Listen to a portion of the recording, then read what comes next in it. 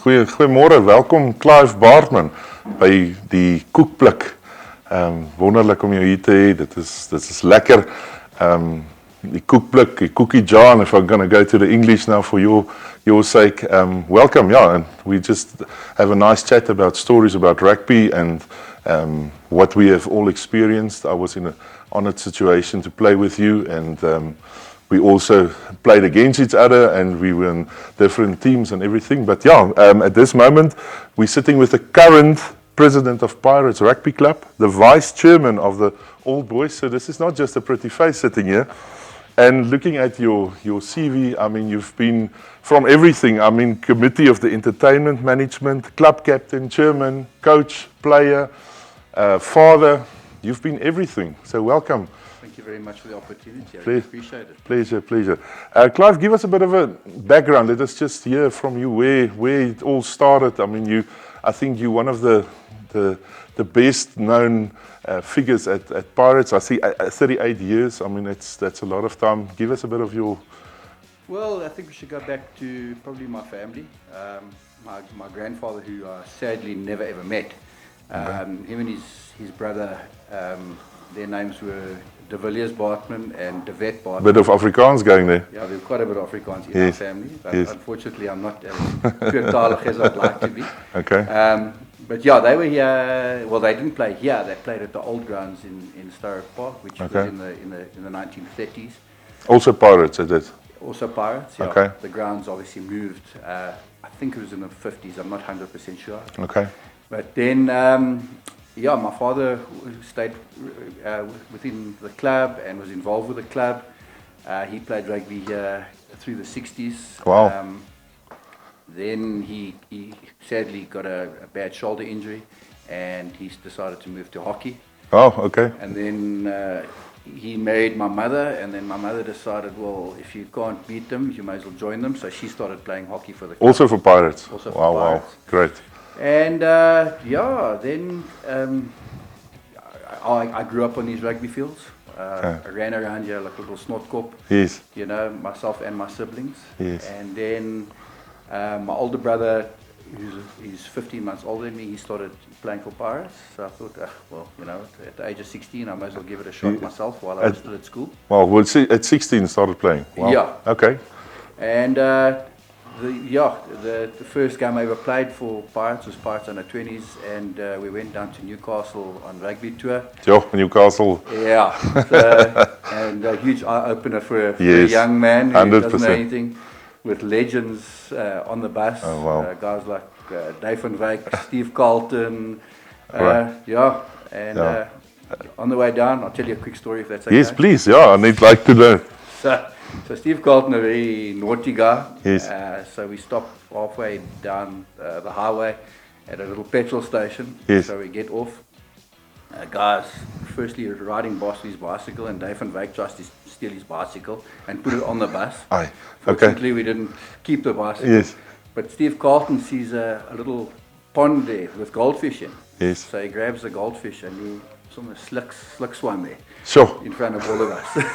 And how did you feel as a 16-year-old seeing all of this? I mean, it's...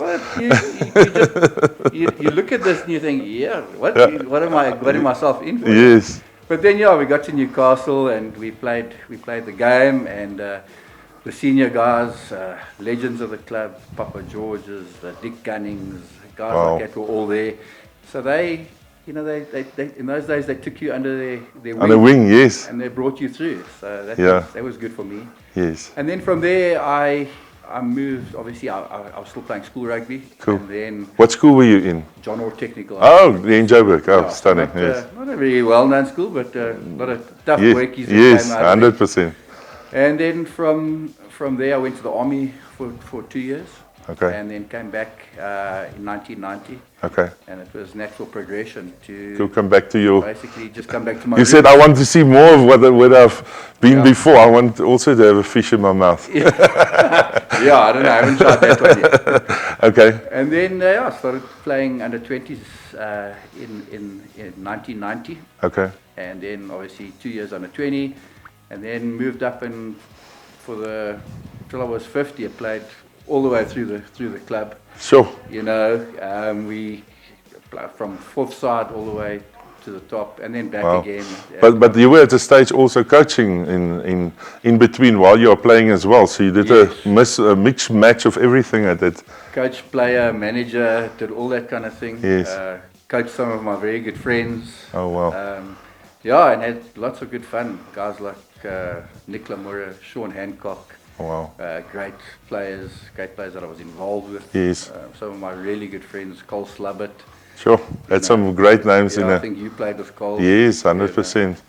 So yeah, and then moved on to coaching in between and all kinds Yeah. of things. I hear a story that you've got your son also that played. Yeah. I think you coached him at one stage, and then you ended up playing with him, and him being the boss at one stage. He was the captain of your. Is it the third side that you guys won the league with? Yeah. So I was very blessed. My son came along when I was relatively young, and I managed to stay relatively fit. So then, in my twilight. From about the age of 47 or so, I was still playing third league rugby. Wow. And he came through the mix, and we played league together. Okay. And then we ended up playing in a final at Wits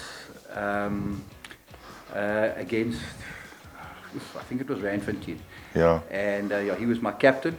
Wow. Cucking me out and telling me to behave on the field. So, Okay. Yeah, some good times. Wow. And really blessed to have been able to do that. Yeah, I think there's not a lot of people that can say that they. I think that's such a privilege for players to have your son. I mean, there's a lot of nice things that we can have a whole day of talking, but having your son with you on the field, I think is one of the specialist things. And then even have him as the leader of the team, I think that would be one of the proudest moments that you can share with someone. Yeah, huge, and he's a natural leader. So Yes. he wasn't going to listen to me in any case. That was my actual question I wanted to ask you now. What would have been the conversations in the house? Dad, you're going to listen to me now, or did he call you Dad on the field, or did he call you Clive? One thing he's always called me Dad, but at a thing like that, I've always had respect for my captains. Yes. And I think it's you never go against that. Exactly. You always run behind it, and I never wanted to try and take over for what he was trying to achieve. He's the type, like as I said, he's a natural leader, and they automatically follow him. Fantastic. So I did listen. Yeah. Fantastic. And you know what's nice about the Pirates stories is because it's a family-based club. I think it's so easy for him to fall into it, and even players that was with you that also listened to him on the field. It wasn't a matter of there was situations around it. Well, basically, as you know, a lot of our friends are all through rugby. Correct. So, and all my close friends, and they were like his uncles. Yes. So, when we were playing, he was standing next to the field, whether he was water boy or running with the tee to kick, or in those days it was probably sand still. Yes. But, he grew up around them. So they all know him, and they taught him a lot. Put it this way. Kept him in line when he stepped out of line. And, But Clive, there's so much stories around Pirates. If I just recall from my days here with you guys as well, and there's so many stories around it. And you're not one of the how can I say die soetkinders in the club. I hear from Mr. Dean Ackerman that you took the bakkie for a bit of a ride. Can you? Yeah, well, in those days, our rugby pub was the Pigeon House. You've been there. It was like a little nightclub after games and everything. And you tend to stay a little bit longer than you should at times. Yes. And on my way out, going supposedly home. Yes.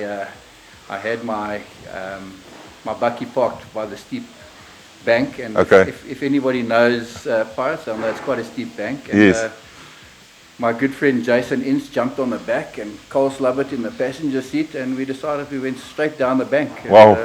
So looking back at it, I mean, you've been a bad boy yourself here, being the president of the club as well now.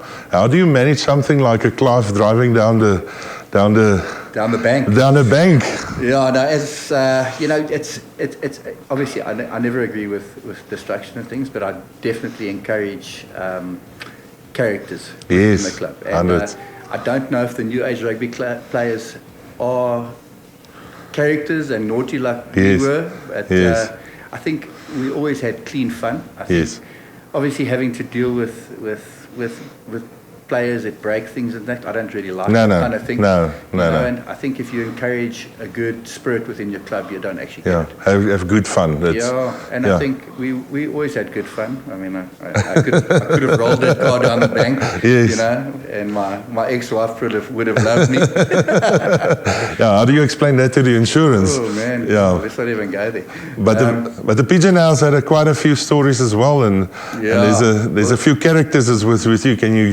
Can you give us a bit of stories around that? Well, Mark Murray, who was the president of this club, and he was coach and chairman and all kinds of things, tells the story of the first day that he arrived at Pirates. He walked into the Pigeon House, and myself and I think it was Craig Driver and Cole Slubbert, and we were doing lineouts in the Pigeon House, and they pushed my head through the ceiling, and he still tells that story. Wow! Who came and fixed that ceiling afterwards? And there's a lot of. I came back on Monday and fixed it myself. No, but some of the other guys there were some legends that played with you guys as well. Some Springboks, some amazing guys that. You know. If you look back at this club, especially in the 90s, in our heyday years, if I could say that, there were great rugby players in this place. So, so if you even played third side, you were still playing in a great side. 100%. Because there were so many great. My position was obviously loose forward. Ended up playing a lot of lock. But Glenn Kobrowski, Cole Slubbert, Nigel Pickford. Wow. Oh man, Greg Brewer. The list goes on and on and on. There's so many. I mean, and if you look around this pub we're sitting in here, there's so much heritage. I could name players until the cows come home. It's actually amazing if you walk through this old boy club, and you look at some of those photos and the legends that really was sitting down here where we are privileged to sit down here today. There's such great guys in the mix. Amazing heritage. Earlier we were chatting about a guy by the name of Rob Shaw. Rob Shaw, who's 76 years old, and he's just has done so much for this club, and a legend of this club. So he's just wonderful. Well, what's the age of Rob Shaw now? He's 76 years 76. That's amazing. Still stays in contact. We bring him to the annual rugby dinner every year. Oh, awesome. And it's lovely to have him around. Awesome. Did you ever been on the tours with the Tuli to Botswana? Have you been on one of them, or have you heard of some of that? There's some. I was. Are you talking with the legends or just with? Well, there was a few times that Pirates went up to Tuli. We've been up to Gaborone a couple of times and things like that, because we've got a good thing with Gaborone Rugby Club. So they come and visit us, so we go up there and visit them. But I do hear a story that was going around of you overseas somewhere doing something. But they're supposed to say what goes on tour stays on tour. Eh? Exactly, but now there's no one here, so it's just me and you talking about this. So we went on tour in 2006 to Uruguay and Argentina. In Uruguay, we just played some friendly games. Wonderful game. We played on a polo field in the middle of nowhere. Wow. It was a curtain raiser between Portugal and Uruguay for qualifying for the 2007 Rugby World Cup. Wow. So we played on this polo field. So that was a great experience for me. And we had a squad of about 40 guys, and we really had a great trip. Wow. Then we went back over to Argentina, where we played in the World Golden Oldies, or World Vets. And so we played those games.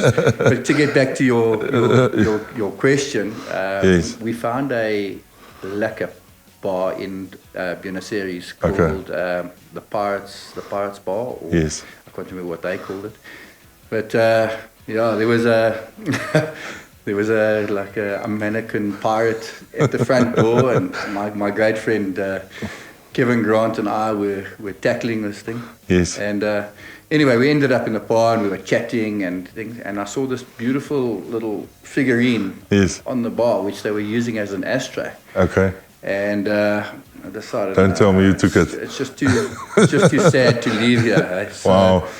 Myself and Greg Venter, between us, got hold of this, and we ran for about 3 blocks with a doorman chasing us to try and get away.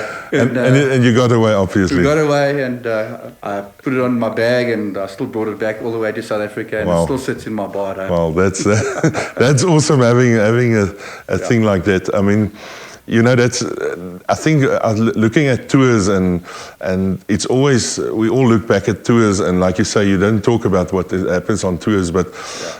At some way, I do think that tours bring groups together again. I think now coming back with the new rugby where they're trying to get the internationals back to tours, I think a tour really brings teams together again. Although you've been as a team, but you also enjoy the fact that being on a tour is just amazing. There's no doubt that a rugby tour galvanizes you. Yes. And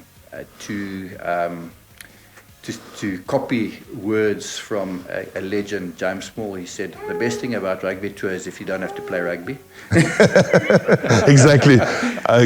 So, yeah, but you know, that tour to Argentina and Uruguay was probably one of the finest tours I've ever been on in my life. And it's, you know, it's like the pinnacle, and how do you ever better something like that? Exactly. But you're definitely right. Great friends are made, and friends that will be your friends for life. 100%. I mean, that I think I treasure from the most from my rugby years is the fact that we've got, you meet up with people that you would never have met up before, and you stay mates for the rest of your life, which is... Yeah, well, I mean, good friends that you know, Glenn Cobberwhisky and Grant Carstensen and a couple of other guys. Yeah. I met here in 1990. Wow. When we all came out of the army at that time. You know, and they're still my very close friends. But having Craig Driver and Grant and you together, and I think Nick Lamoura, that's a very dangerous combination. Yeah, no, how we stayed out of jail, I still don't know. And alive. And a guy like Warren Backos was such a great player. Great friend of ours. Yes. Still a great friend of ours. His son is, that's why I want to... He's also playing in the first side at the moment. And funny enough, our sons have played rugby together now too. You see, but that's where I'm actually going to, is the fact that the base that you guys created and where you played, and you showed the example to your children, and your children, if you were in a lucky situation where you could play with your child, but even though they go into your footsteps or where you are now today. And what's nice about it is mate's mate or sons are actually playing together. I mean, that's just magic. I mean, it just keeps the club alive. I think that's... Yeah, and I think, to the answer to your question, I think it's very important that we do let the legacy continue and the heritage. And whatever my son learned from me, he must teach, hopefully, his son. And then his peers, the guys that he plays with. Exactly. Teach them what this club is about. Because, I mean, having a club that's 136 years old, you know, there's a lot of heritage. That's the oldest club in Joburg, am I right? In now calling the Lion Union. We are the oldest club around. So that's it. They used to call it there's a club called in England the Cornish Pirate England. Yeah. So the story behind that was, and under correction, I don't know the full story. We're still trying to do a bit of searching, all the research and stuff, but. A guy by the name of John Danford travelled from Cornwall, and their club was the Cornish Pirates. Okay. They travelled to Kimberley and started a football and cricket club. Wow. And they went searching for diamonds in those days. Yes. You know, and that was in the late 1880s. Wow. Or mid-late 1880s. And then they moved to the Transvaal, or Johannesburg, to look for gold. And then he started Pirates Rugby Club. Wow.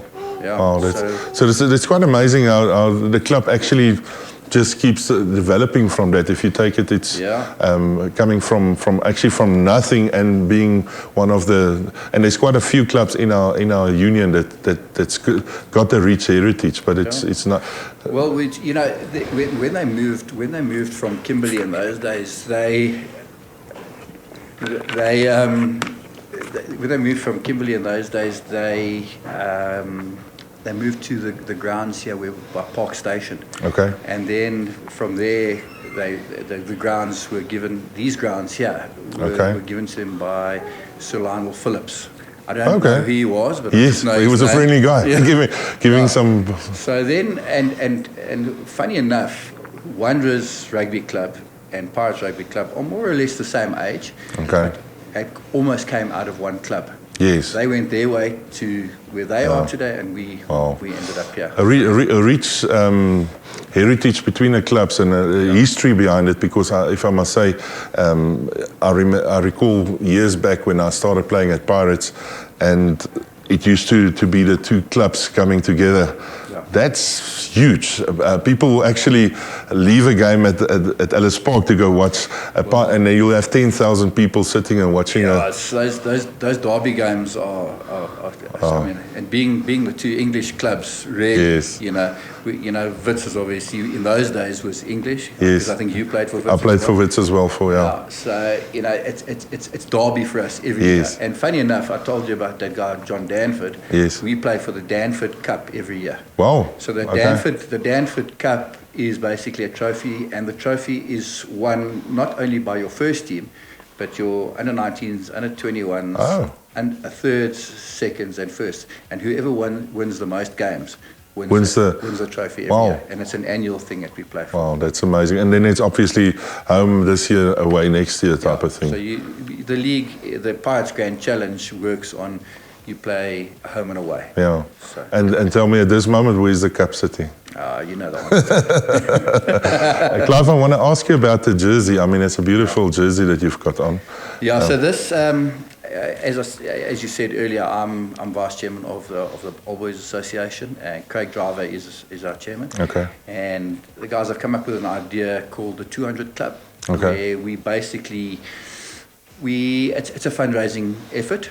So the guys pay 200 Rand a month, and then they get one of these replica old jerseys and an Old Boys cap, and then those funds that go into our Old Boys coffers are used to firstly help Old Boys that fall into financial troubles. 100% that we have a lot. Injuries, whatever, we help them, but we also help younger up-and-coming players who can't afford to buy a pair of rugby boots or need travel fare or whatever. Then we assist. And also we put money back into the club. Right? Yes. If we need to buy a lawnmower, then we 100%. do that and things like that. Yeah, I think it's very tough in today's day to keep a club going. I mean, you as a president look at a lot of figures every day, and it's nice if you guys have all this initiative to really keep this going, because I think as a young player coming in today, it's very tough.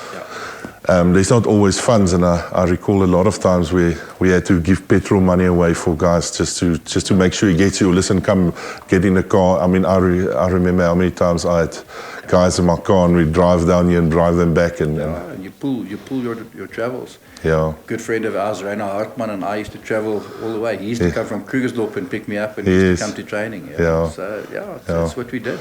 Yeah, Clive, thank you very much. It's been an absolute honor having a chat with you. So in all my programs, I have the koekblik. The koekblik is where we go into the cookie jar. If you recall, with your grandmother, she made cookies to go and fetch some nice cookies out of there. There was always some nice cookies in there. So what I've learned from you today is that how important it is to be a clubman. And I really want to congratulate you on the fact that you are a clubman, starting off as maybe, I would say, watching your dad and them play, and then getting to the spectator side of it, becoming a player, becoming later on a coach, and then going through up to president. But as the person that you are always there to help. And I think you are not sitting up there saying, I'm the president of the club. You are actually being part of the ground level as well. So my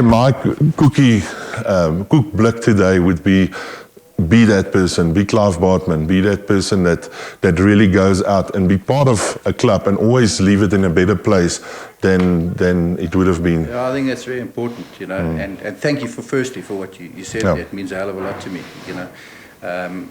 But it's very important that if you're going to be a club player, become a clubman. Yes. Get on committee, help wherever you can. Yes. And yeah, I mean, Pirates Rugby Club will outlive us. There's no doubt. 100%. So we just custodians. Yes. And we just got to make sure when we leave the place the club in a better place. Yeah. And I think you guys are really up there. So we've got a lot of good guys in this club, and we're blessed. Yeah, congratulations. Thank you, and thank you very much for your time. Thank you. Thank you. Great. Awesome.